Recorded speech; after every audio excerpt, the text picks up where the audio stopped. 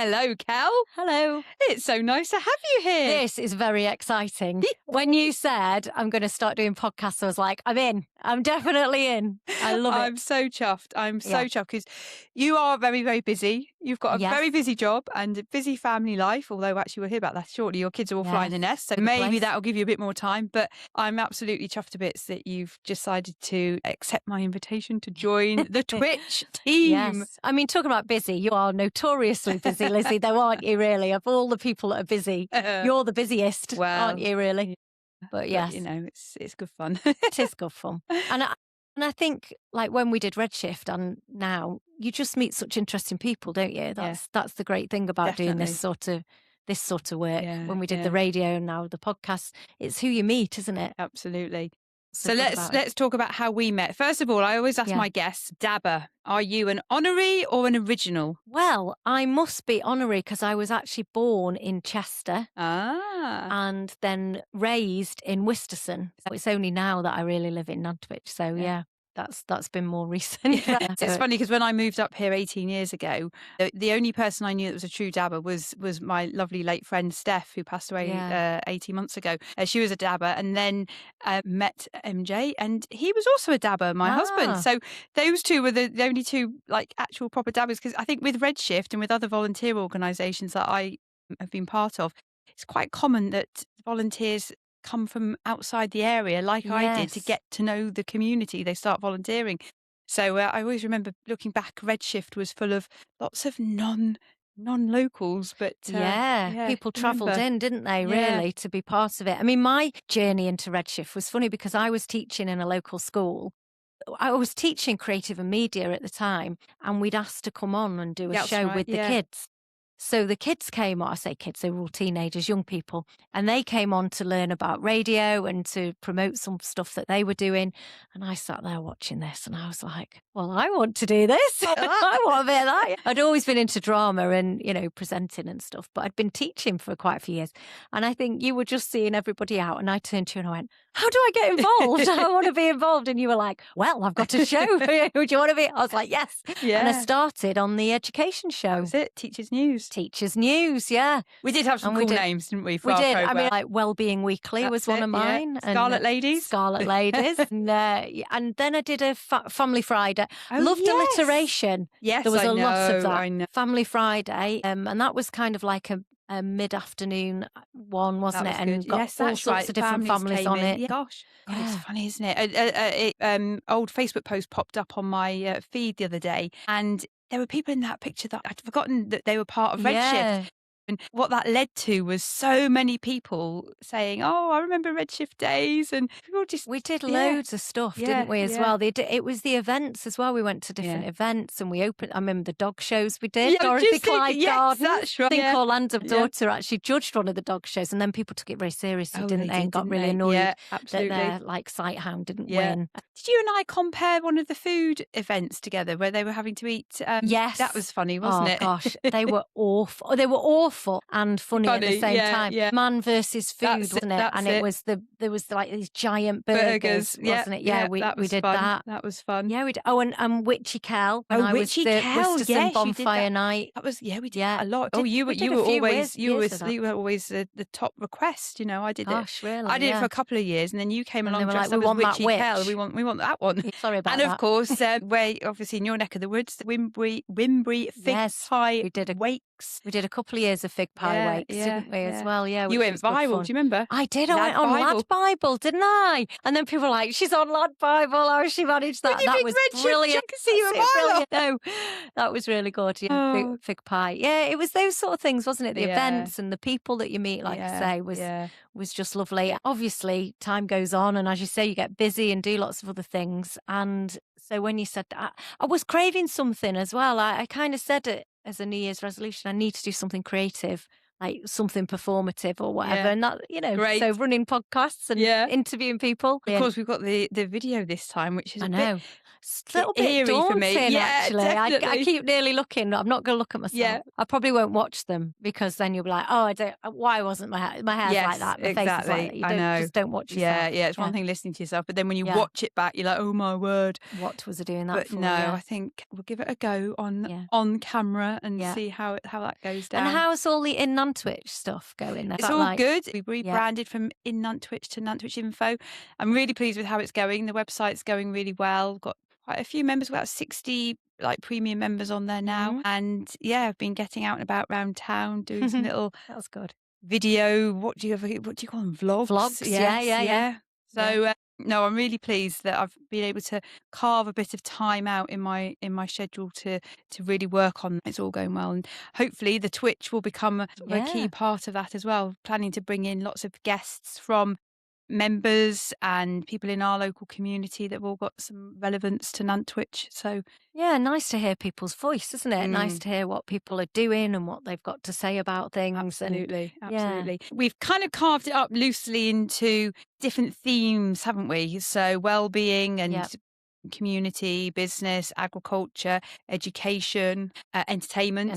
And you're going to be taking on a few of those. What sort of things do you lean into the most? I mean, I guess my background work-wise is from a SEN background, so I'm obviously in education, working with young people with social emotional difficulties. But I've come from, as I mentioned, like a drama, but I used to run a theatre company. So I had Tick Theatre Company for many years, and we'd go into schools and do theatre and education and plays and things like that. So I guess entertainment is going to be up my street. The wellbeing stuff as well, I guess, is a big area. I think I've had about 3 or 4 careers, like the big ones. So I was a mental health nurse, and then I was like, oh no, I wanted to do drama. So I went back and did a degree in drama, and then I did the theatre company, and then I started teaching, and then I was in special needs. So I've done all these different things. So I think any of those areas, but they kind of interlink anyway, don't they? A lot of them. They absolutely do.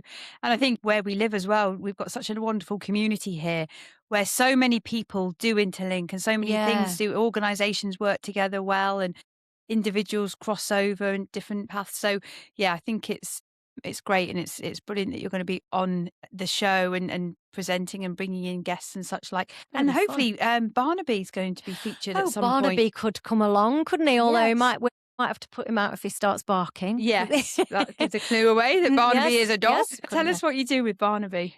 I've been teaching for many years, but I went on a course which was animal assisted interventions, and I was really fascinated by the work where you can work with animals to be therapeutic, really, to help young people and adults, but I'm focusing on young people. So you work with the animal, and you really work with the animal's strengths as well. So, I mean, you hear a lot about therapy dogs, don't you, at the moment? And I think it's important to work with the animal in the way that they want to work. So Barnaby is a cockapoo. He's very energetic. He's got 2 working breeds in him. Yeah. So he's not some cockapoos would do this, but he's not the sort of dog that's going to go and sit with a load of children and they sit and stroke him and they're going to read him a story. He's like, what are we doing? Like, what are we doing next? From quite a young pup, I'd interacted with young people with him, and I thought he's got a good temperament. He likes being with young people. So I did this course, and I thought, that's really interesting work. So I've set up something called Therapause. Part of it is to work with mostly emotionally based school non-attenders, because I've noticed from the work that I do, that's a big area. Young people struggling to go to school, struggling with their mental health, a lot of anxiety. What could help? Working with a very friendly, over friendly cockapoo. So we do things like meet with young people, go for a walk. Sometimes I hire a paddock. There's lots of dog paddocks these days. Yeah. The young person will come there. They'll play with the dog. I'll teach them some tricks that they can then teach the dog. Again, it's stuff that he enjoys doing anyway. And that's the important part of it. And then hopefully through that, they will then start to build a bit of confidence in themselves, or like just lift your mood. There's loads of evidence. I've done another course that I've done, which has been brilliant, is trauma-informed mental health practitioner. And there's loads of evidence that when young people, anybody works with an animal, strokes an animal, it releases the happy chemicals in your brain. And so just being with an animal can make you feel better. And in addition to that, being outside, the blue light and looking at not blue light from a screen, instead blue light from the sky or the sea, and green. All of these things really enhance our mental health. So running around a field with a dog, and in the sky, in the outdoors, will just have a positive effect on someone's mental health anyway. But then, because of my training, I will then try and initiate sort of conversations. And we know that it's easier for a young person. If we were sat like this and I said, so tell me how you're feeling, they're just going to shut down. But if we're taking the dog for a walk or we're playing a game, and then they start to use more metaphor to help them to think about how they're feeling and how the dog feels and things like that.